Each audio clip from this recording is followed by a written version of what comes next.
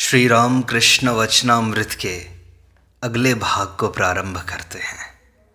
Shri Ram Krishna master से कहते हैं, देखो अष्टावक्र संहिता में आत्मज्ञान की बातें हैं।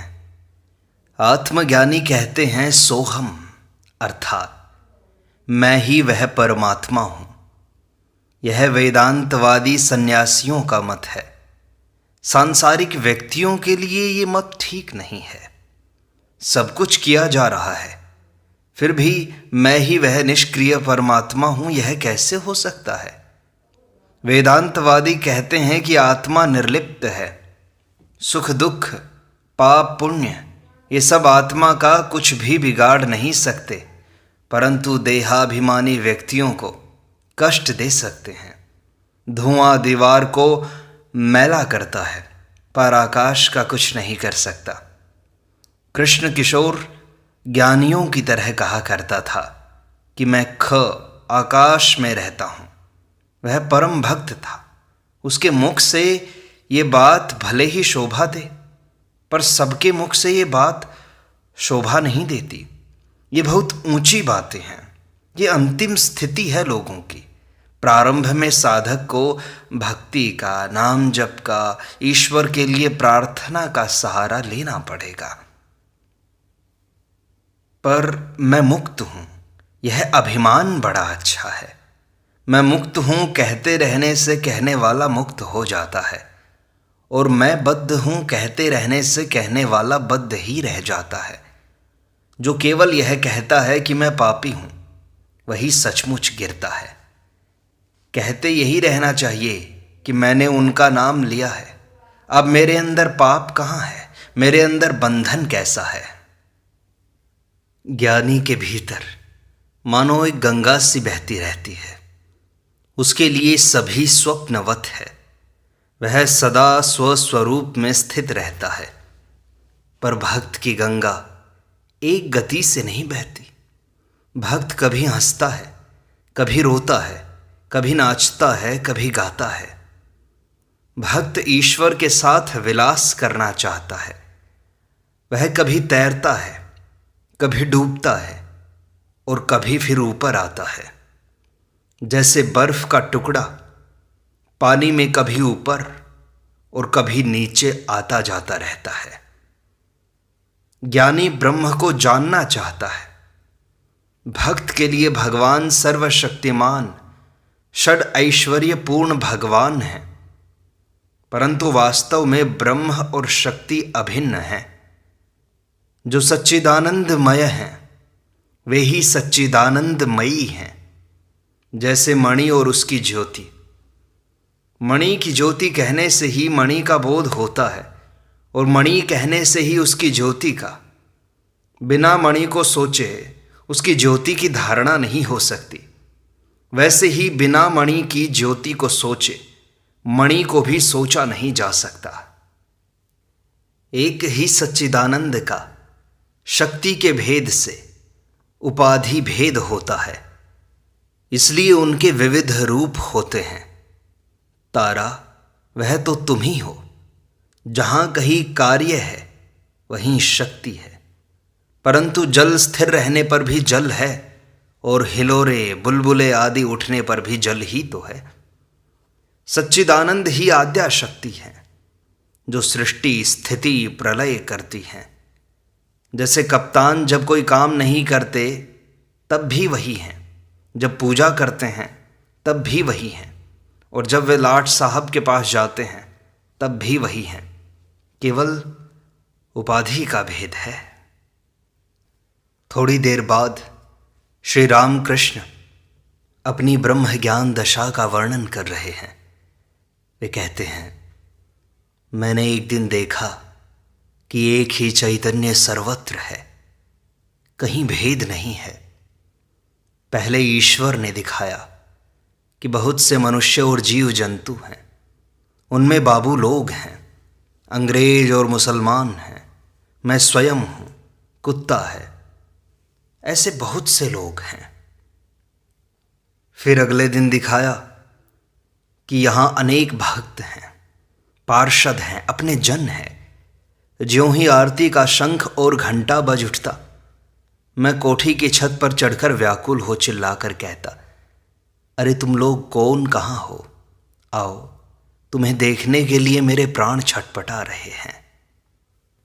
फिर एक दिन ईश्वर सब में समा गए, संपूर्ण रूप से सारी सृष्टि में भीगे हुए पाए गए।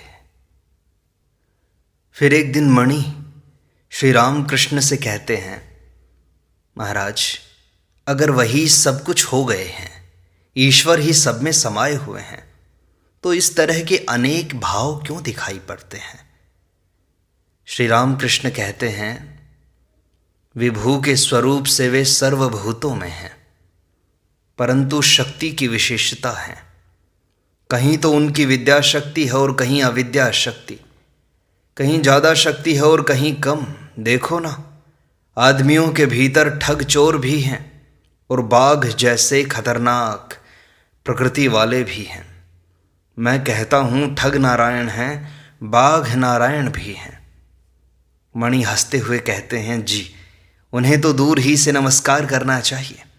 बाघ नारायण के पास जाकर अगर कोई उन्हें भर बाँह भेंटने लगे, तब तो वे उसे कलेवा ही कर जाएंगे। श्री राम कृष्ण कहते हैं, वे और उनकी शक्ति ब्रह्म और शक्ति, इसके सिवाय और कुछ नहीं है। नारद ने रामचंद्र जी से स्तव करते हुए कहा, हे राम, तुम ही शिव हो, सीता भगवती हो, तुम ब्रह्मा हो, सीता ब्रह्माणी है, तुम इंद्र हो, सीता इंद्राणी है, तुम नारायण हो, सीता लक्ष्मी है। पुरुषवाचक जो कुछ है सब तुम ही हो, स्त्रीवाचक जो कुछ है सब सीता है। मणि कहते हैं, और चिन्मय रूप? श्री राम कृष्ण कुछ देर बाद विचार करने लगे, फिर धीमे स्वर में कहा, अब ये किस तरह बताऊं? ये सब बातें साधना करने पर समझ में आती हैं। रूप पर विश्वास करना, जब ब्रह्म ज्ञान होता है, अभेदता तब होती है।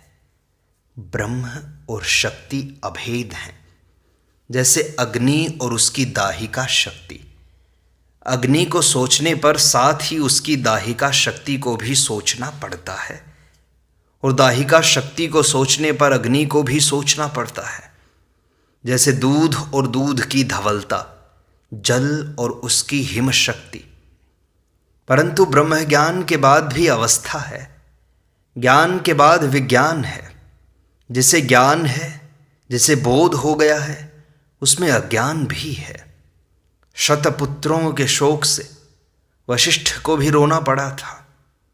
लक्ष्मण के पूछने पर राम ने कहा, भाई, ज्ञान और अज्ञान के पार जाओ। जिसे ज्ञान है उसे अज्ञान भी तो होगा।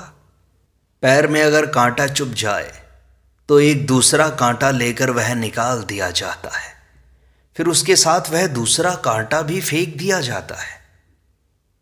मणि कहते हैं, क्या अज्ञान और ज्ञान दोनों फेंक दिए जाते हैं?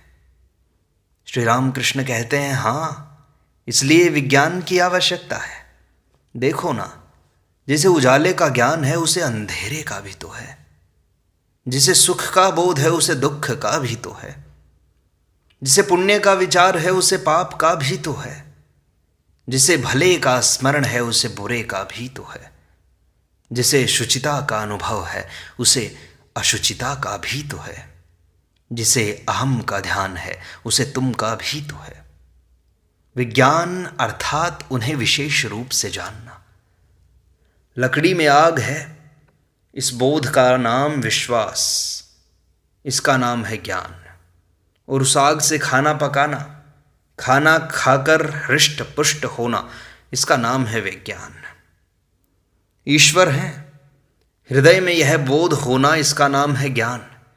और उनके साथ वार्तालाप, उन्हें लेकर आनंद करना, चाहे जिस भाव से हो, दास्य हो या सख्य हो, वात्सल्य हो या मधुर हो, इसका नाम है विज्ञान। जीव और प्रपंच वे ही तो हैं, इसके दर्शन करने का नाम है विज्ञान।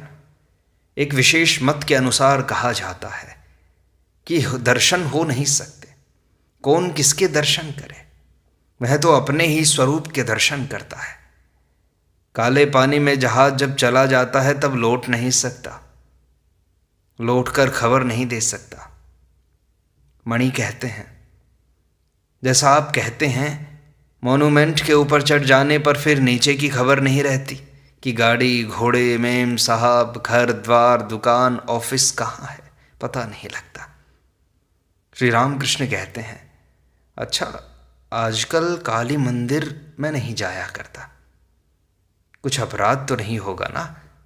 नरेंद्र कहता था, ये अब भी काली मंदिर जाया करते हैं। मणि कहते हैं, जी आपकी नई नई अवस्थाएं हुआ करती हैं, आपका भला अपराध क्या है? श्री रामकृष्ण कहते हैं, विषय बुद्धि बिल्कुल लुप्त हुए बिना ब्रह्म ज्ञान नहीं होता, परंतु कलयुग में अन्नगत प्राण है। विषय बुद्धि छूटती नहीं। रूप, रस, गंध, शब्द, स्पर्श, मन सदा इन्हीं विषयों को लेकर रहता है।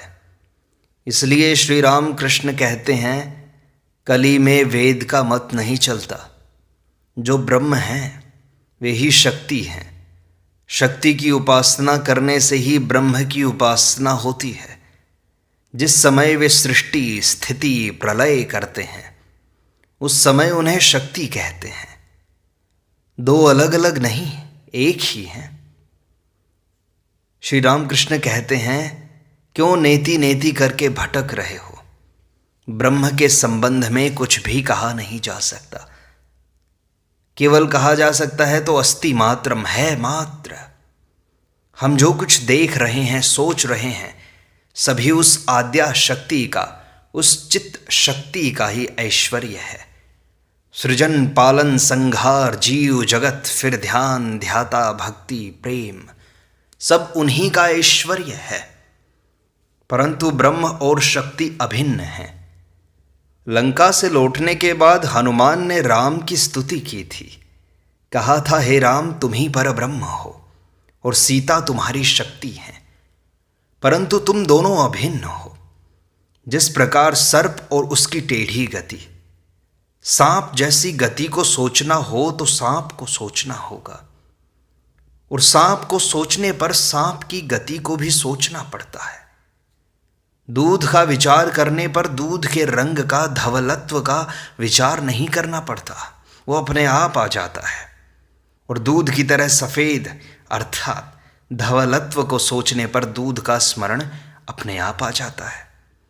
जल की शीतलता का चिंतन करते ही जल का स्मरण आता है, और फिर जल के चिंतन के साथ ही जल की शीतलता का भी चिंतन करना पड़ता है। इस आद्या शक्ति या महामाया ने ब्रह्म को आवृत कर रखा है। आवरण हट जाते ही मैं जो था वही बन गया, मैं ही तुम ही मैं हूं। जब तक आवरण है तब तक वेदांतवादी को सोहम अर्थात मैं ही पर ब्रह्म हूं यह बात नहीं चलती। जल की ही तरंग है, तरंग का जल नहीं कहलाता। जब तक आवरण है तब तक माँ माँ कहकर पुकारना अच्छा है। तुम माँ हो, मैं तुम्हारी संतान हूं। तुम प्रभु हो, मैं तुम्हारा दास हूं। सेव्य सेवक भाव अच्छा है। इसी दास भाव से फिर सभी आते हैं। सख्य, शांत इत्यादि सभी भाव आ जाते हैं। मालिक यदि नौकर से प्यार करता है तो उसे बुलाकर कहता है, आ मेरे पास बैठ, तू जो है मैं भी वही हूं। परंतु नौकर यदि अपनी इच्छा से मालिक के पास बैठने जाए तो क्या मालिक नाराज ना होंगे? अवतार, लीला, ये सब चित्त शक्ति के ऐश्वर्य हैं। जो ब्रह्म हैं वे ही फिर राम, कृष्ण तथा शिव हैं।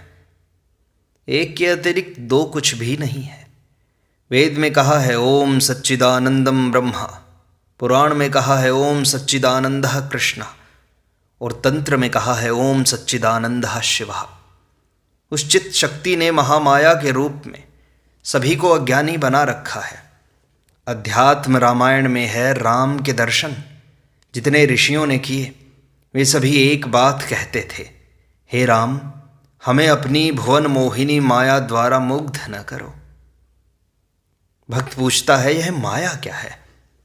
श्री राम कृष्ण कहते हैं, जो कुछ देखते हो, सुनते हो, सोचते हो, सभी माया है। एक बात में कहना हो तो कामिनी कांचन ही माया का आवरण है। पान खाना, तंबाकू पीना, इनमें दोष नहीं है। केवल इन्हीं का त्याग करने से क्या होगा? कामिनी कांचन के त्याग की आवश्यकता है, वही त्याग है।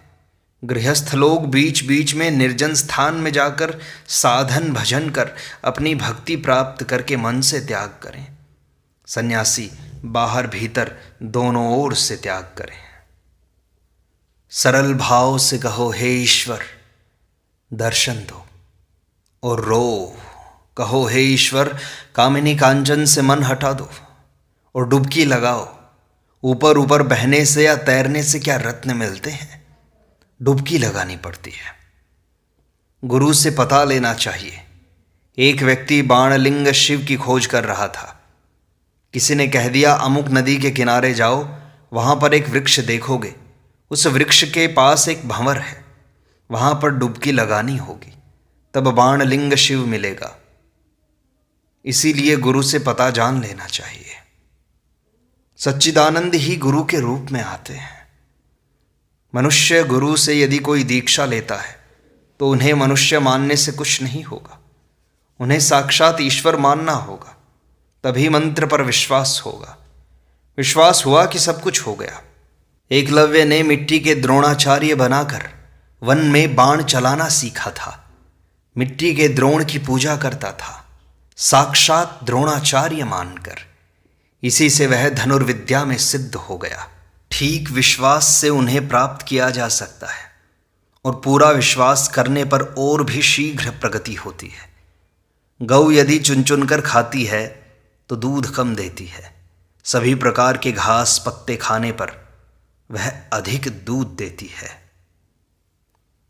अगले दिन श्री राम कृष्ण एक भक्त से कहते हैं, उन्हें कौन जान सकता है? मैं जानने की चेष्टा भी नहीं करता। मैं केवल मां कहकर पुकारता हूं। मां चाहे जो करें, उनकी इच्छा होगी तो वे समझाएंगी, और न इच्छा होगी तो न समझाएंगी। इससे क्या है? मेरा स्वभाव बिल्ली के बच्चे की तरह है। बिल्ली का बच्चा केवल म्याऊं म्याऊं करके पुकारता है। इसके बाद उसकी मां जहां रखती है वहीं रहता है। कभी कंडोरे में रखती हैं, कभी बाबू साहब के बिस्तर पर। छोटा बच्चा बस मां को चाहता है। माता का कितना ऐश्वर्य है वह नहीं जानता, जानना भी नहीं चाहता। वह जानता है मेरी मां है, मुझे क्या चिंता है। नौकरानी का लड़का भी जानता है कि मेरी मां है। बाबू के लड़के के साथ अगर लड़ाई हो जाती है तो कहता है कि मैं अपनी मां से कह दूंगा मेरी मां है कि नहीं। मेरा भी संतान भाव है। श्री राम कृष्ण अकस्मात अपने को दिखाकर, अपनी छाती में हाथ लगाकर मणि से कहते हैं, अच्छा इसमें कुछ है, तुम क्या देखते हो? मणि निर्वाक भाव से श्री राम कृष्ण को देख रहे हैं। शायद सोच रहे हैं श्री राम कृष्ण के हृदय में साक्षात जगन माता हैं। क्या जीवों के कल्याण के लिए मां स्वयं देह धारण करके आई हुई हैं? श्री राम कृष्ण कहते हैं, ईश्वर के संबंध में अनुमान लगाना व्यर्थ है। उनका ऐश्वर्य अनंत है। बेचारा मनुष्य मुख क्या प्रकट कर सकेगा? एक चींटी ने चीनी के पहाड़ के पास जाकर चीनी का एक कण खाया, उसका पेट भर गया। तब वह सोचने लगी कि अब की बार आऊंगी तो पूरे पहाड़ को अपने बिल में उठा ले जाऊंगी। उन्हें क्या समझा जा सकता है? सोचो तो। इसीलिए मेरा बिल्ली के बच्चे का सा स्वभाव है। माँ जहां भी रख दे, मैं कुछ नहीं जानता। छोटे बच्चे नहीं जानते माँ का कितना ऐश्वर्य होता है। इस प्रकार श्री राम कृष्ण वचनामृत का यह भाग यहीं संपूर्णता को प्राप्त होता है। शेष अगले अंक में।